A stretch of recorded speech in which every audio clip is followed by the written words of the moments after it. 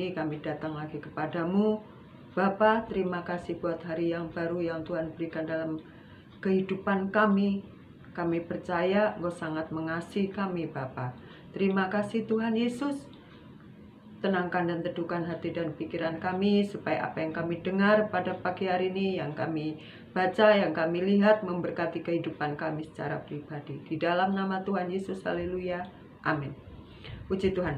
Selamat pagi, teman-teman yang dikasihi oleh Tuhan. Tentu di antara kalian ada yang suka atau hobinya nonton ya, baik nonton film-film lewat bioskop. Dulu sewaktu pandemi, tentu di antara kalian ada yang suka nonton film ya di bioskop, ataupun nonton di YouTube ya, macam-macam. Ada yang drakor, drama Korea, ada yang perang ya, ada juga yang balap motor, ada yang pembunuhan, ada yang horor. Masing-masing punya selera untuk menonton film ya. Nah, kalau kita nonton film yang tentang kerajaan begitu, atau tentang kehidupan orang-orang di Afrika sana ya, Afrika Selatan atau Afrika Latin gitu, biasanya mereka masih hidup dalam dalam penjajahan ataupun hidup dalam perbudakan ya, perbudakan. Nah, kalau di antara kita bayangkan atau kita posisikan budak itu diri kita. Kita menjadi budak, tentu kita tidak bisa bebas untuk melakukan aktivitas. Kita tidak punya lagi hak, karena hak kita sudah dibeli oleh mereka. Ya. Istilahnya kita tidak bisa menyuarakan isi hati kita. Itu status budak ya, budak belian, bisa diperjualbelikan sesuai dengan majikan kita, tuan kita. Kita mau dijual kemana, dengan harga yang bagaimana, nah itu terserah tuan kita. Itulah nasib seorang budak. Nah ya, lalu biasanya seorang budak itu akan dipekerjakan dengan begitu waktu yang tidak ada lagi tersisa ya, tidak ada yang tersisa. Kerja keras ya. Negara kita juga pernah ada dalam perbudakan ya, dulu sebelum kita merdeka, sebelum saya dan kalian lahir ya. Nah, di dalam firman Tuhan yang terambil di dalam kitab Roma 8 ayat ke-15, Ibu akan baca ya, Ibu akan bantu membacanya.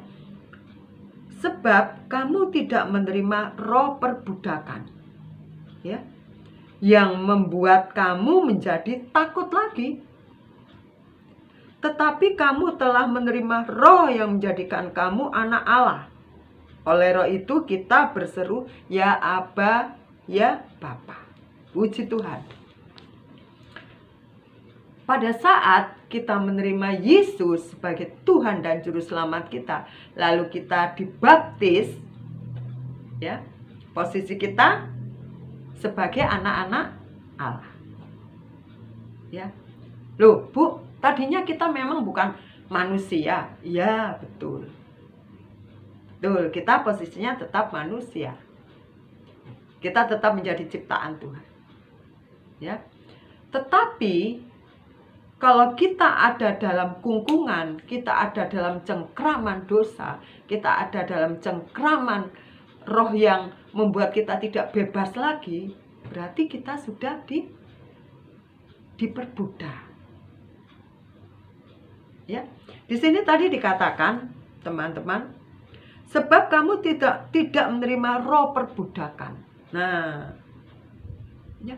Roh perbudakan itu apa? Roh perbudakan itu roh yang mengatur hidup kita. Tentunya kalau budak itu akan diperlakukan hal-hal yang tidak baik. Nah, kalau kita punya roh perbudakan, pikiran kita akan diperbudak, akan dikontrol oleh roh yang namanya perbudakan. Itu tentu hal-hal yang tidak baik, hal-hal yang tidak menguntungkan teman-teman sekalian. Ya. Rasul Paulus bilang, aku ingin melakukan yang terbaik, tetapi yang aku lakukan selalu tidak baik. Pada waktu itu Itulah dia juga ada dalam roh perbudakan sebelum dia mengenal Kristus dengan benar. Tetapi bersyukurnya di sini dikatakan ya teman-teman, ayat ke-15 tadi tetapi kamu telah menerima roh yang menjadikan kamu anak Allah. Yaitu roh siapa? Roh perbudakan? No. Roh Kudus. Ya. Roh Kudus yang tinggal dalam hati kita akan memimpin, akan membawa kita ke dalam kemenangan. Sehingga kita bisa memanggil Tuhan Yesus, Engkaulah Tuhanku. Ya Aba Bapa, akulah anak. Amin. Amin. Haleluya. Ya. Teman-teman yang dikasihi oleh Tuhan, sebagai anak Tuhan kita mempunyai otoritas. Pada waktu kita menerima Yesus sebagai Tuhan dan Juru Selamat, kita dibaptis dalam nama Yesus, lalu kita menyerahkan hidup kita kepada Yesus. Lalu kita memanggil dia, ya Aba Bapa. Kita panggil Tuhan itu Bapa. Berarti kita anaknya. Ya, kita anaknya. Pada saat kita menjadi anak, kita mempunyai kuasa atau otoritas. Amin. Kita buka dulu ya. Kita buka dulu di dalam Lukas 15. Ada apa Lukas 15? Ya. Lukas 15.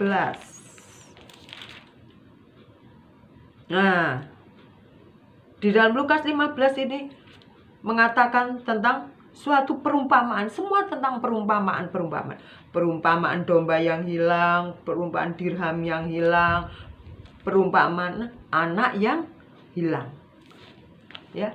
Kenapa kok Lukas 15 ini menggambarkan tentang semua yang hilang?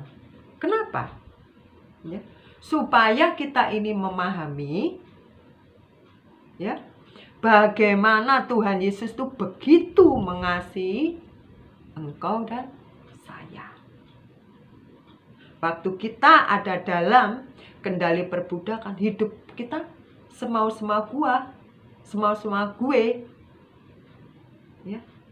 Tetapi pada waktu Tuhan membawa kita tidak lagi menjadi budak, lalu kita diangkat, kita bisa memanggil Tuhan Yesus, ya Aba yang Bapa. Posisi kita sudah berbeda. Kita menjadi anak-anak Allah. Sehingga kita tahu bahwa kita ini sangat dan sangat dikasihi oleh Tuhan Yesus. Makanya kita bisa panggil Tuhan Yesus tuh ya Aba ya Bapa. Oleh karena itu ya, kita bersyukur dan kita sungguh sangat beruntung jikalau kita bisa panggil Tuhan Yesus itu ya Aba ya Bapa. Lalu apa yang harus kita lakukan? Ya, di dalam Roma berapa tadi teman-teman? 15 ayat yang ke-8 tadi. Ya. 15 ayat ke-8 8 ke 15. Aduh, kalian nggak ngingatkan ya. 8 ke 15. Tetapi kamu telah menerima roh yang menjadikan kamu anak Allah. Oleh roh itu kita berseru ya Aba ya Bapa. Kita dimerdekakan, kita dibebaskan. Ya, sehingga kita bisa menyuarakan isi hati kita yang waktu jadi budak itu terkunci. Kita mengungkapkan isi hati kita. Kita panggil Tuhan dengan menyampaikan segala keluh kesah kita yang ada di dalam hati kita. Teman-teman, sungguh kita bersyukur kepada Tuhan dan kita menyadari bahwa hidup kita saat ini dikendalikan oleh Roh Kudus, bukan roh perbudakan. Pasti roh perbudakan itu yang akan merugikan kita, tidak ada yang menguntungkan. Tetapi Roh Kudus akan membawa kita hidup berkemenangan. Amin. Selamat pagi, Tuhan memberkati. Percaya dan yakin hidupmu ada rohnya, yaitu Roh Kudus yang membuat kalian tetap bersemangat menghadapi kehidupan ini karena Tuhan tidak pernah tinggalkan.